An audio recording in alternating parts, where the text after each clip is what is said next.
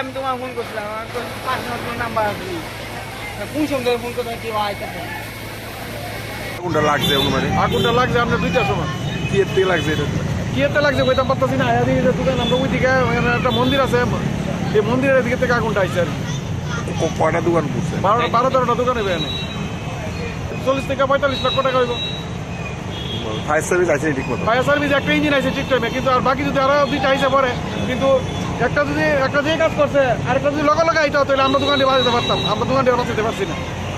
টাইমটা অনুমানিক 2টা রাত্র। আমরা তো আইছি আপনার মনে হয় 2টা বিষয় দিয়ে পুরা পরিষ্কার। জায়গার নাম কি? আলে পঞ্চবটি বাজার।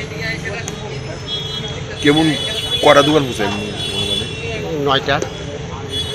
ফায়ার সার্ভিস আছে ঠিক মতো? ফায়ার সার্ভিস তো ঠিক মতো আইছে, একটু দেরি লেট করে লেছে।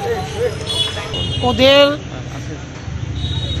সরকারিভাবে যা যা পাওয়ার ওদেরকে সর্বোচ্চভাবে আশ্বাস দেওয়া হয়েছে যে সরকার ওদের পাশে আছে।